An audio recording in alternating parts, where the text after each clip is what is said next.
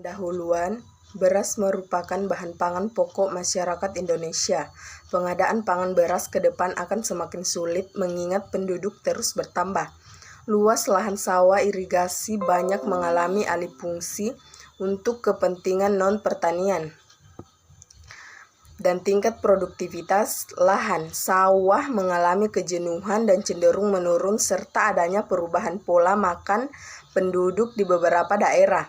Dari non-beras ke beras, ubi kayu merupakan salah satu komoditas pangan non-beras yang cukup besar kontribusinya dalam sistem ketahanan pangan nasional setelah padi dan jagung. Komoditas ini umumnya diusahakan di lahan kering oleh petani yang mempunyai modal dan pendapatan rendah, sehingga produktivitas yang diperoleh juga rendah dibandingkan dengan potensi hasilnya yang mencapai 25-38 ton per hari. Dengan penggunaan varietas unggul, Sulawesi Barat khususnya di Kabupaten Majene, ubi kayu diolah sebagai salah satu jenis bahan makanan pangan lokal yang dikenal dengan nama jepa. Ubi kayu sebenarnya dapat diolah dalam berbagai bentuk olahan produk, di samping sebagai bahan baku dalam industri tekstil dan industri farmasi. Kayu di Sulawesi Barat. Pengembangan tanaman pangan lokal pada lahan kering di Sulawesi Barat cukup prospektif, karena komoditas tersebut banyak diusahakan oleh masyarakat di samping didukung oleh ketersediaan lahan. Salah satu jenis komoditas pangan lokal tersebut adalah ubi kayu. Ubi mempunyai keunggulan berdasarkan aspek ketersediaan nutrisi. Keunggulan ini dapat menjadi faktor pendorong program diversifikasi pangan dengan ubi kayu sebagai sumber kalori alternatif utama. Keunggulan ubi kayu sebagai sumber kalori utama adalah A. Keunggulan berdasarkan aspek nutrisi dibandingkan padi adalah lemak, kalsium, zat besi, vitamin A dan C. Bila tepung ubi kayu dicampur dengan 18% tepung kedelai, tepung komposit tersebut menjadi bahan pangan pokok yang bergizi dan lebih lengkap dibandingkan padi. Dengan demikian, diversifikasi dengan pemanfaatan tepung komposit tersebut berpeluang mengurangi jumlah penderita anemia. B. Keunggulan berdasarkan aspek keterjangkauan oleh setiap rumah tangga adalah biaya produksi kalori murah, yaitu setara dengan 70% dan 34% biaya produksi kalori dari jagung dan padi. C. Keunggulan berdasarkan aspek ergonomis adalah kemampuan tanaman beradaptasi terhadap lingkungan marginal dan terdistribusi secara merata di seluruh wilayah. Saya akan melanjutkan materinya, yaitu diversifikasi produk pengolahan ubi kayu. Diversifikasi pangan bertujuan untuk memenuhi selera konsumen yang beragam dan terus berkembang sehingga selalu ada alternatif dan penyegaran menu. Dengan demikian, kejenuhan pasar akan semakin beragam sehingga memberikan alternatif yang lebih banyak bagi masyarakat dalam mengolah maupun mengonsumsi hasil pertanian. Ubi kayu selama ini sudah banyak menjadi berbagai macam produk makanan, baik makanan sudah jadi maupun makanan jadi. Masyarakat sebenarnya juga sudah tahu cara pengolahan ubi kayu, tetapi kurangnya minat, gengsi, dan faktor kebiasaan menjadikan ubi kayu masih kurang disukai. Ada beberapa cara pengolahan ubi kayu, baik menggunakan cara sederhana maupun cara modern. Diharapkan adanya bermacam cara dapat meningkatkan minat masyarakat untuk mulai melirik produk makanan dari ubi kayu agar dapat menurunkan ketergantungan terhadap beras. Diversifikasi pengolahan ubi kayu dapat digolongkan menjadi dua, yaitu sebagai makanan pokok dan makanan kecil atau snack. Beberapa produk pengolahan ubi kayu sebagai berikut. Gaplek dibuat dari singkong yang dikeringkan.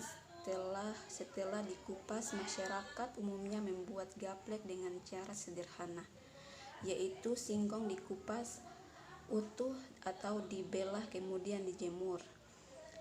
Ada dua jenis gaplek, yaitu gaplek yang putih biasa ditempungkan atau dibuat tiwil dan gaplek hitam yang disebut gatok.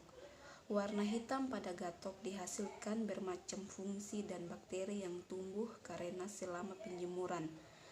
Singkong dibiarkan pada hamparan siang dan malam. Pembongkaran pati menjadi senyawa yang telah sederhana oleh berbagai fungsi dan bakteri menyebabkan tekstur gatok menjadi kenyal. Singkong diolah menjadi tepung yang dikenal dengan nama tepung cassava atau tepung gaplek agar lebih tahan disimpan untuk waktu lama dan mudah diolah. Proses pengerjaannya masih sederhana, yaitu ubi kayu setelah dikupas dan dicuci bersih, kemudian disawut dan dikeringkan kering dingin dan diayak dengan ayakan 80 mes untuk mencegah terjadinya pencoklatan. Maka sawut ubi kayu direndam dalam larutan sodium bisulfit 0,2% selama 15 menit. Tepung ubi kayu ini juga sangat berguna sebagai bahan baku industri. Tapioka atau pati ubi kayu berguna sebagai bahan baku industri. Singkong setelah dicuci bersih kemudian diparut sambil diberi air. Parutan tersebut dimasukkan dalam air dan disaring serta diperas sampai patinya keluar semua. Air perasan kemudian diendapkan dan airnya dibuang. Gumpalan pati diremahkan dengan alat molen sehingga bentuknya butiran kasar. Selanjutnya dikeringkan dan digiling serta diayak dengan ukuran 80 mes. Ampas hasil pengolahan pati tersebut dapat digunakan untuk makanan ternak. Bakso mokaf. Bahan yang digunakan tepung mokaf, daging, garam, dan air. Alat yang digunakan baskom blender. Cara pembuatan bakso mokaf yaitu campur daging sapi giling dengan tepung mokaf, garam, dan merica bubuk. Ulek sambil ditambah air sedikit demi sedikit sampai adonan rata dan licin. Didihkan air yang agak banyak, lalu kecilkan api sampai air tidak bergejolak lagi. Letakkan adonan bakso pada satu tangan, kepalkan tangan hingga adonan bakso keluar di antara jari jempol dan telunjuk. Lepaskan dengan bantuan sendok, lalu masukkan bulatan bakso ke dalam air rebusan.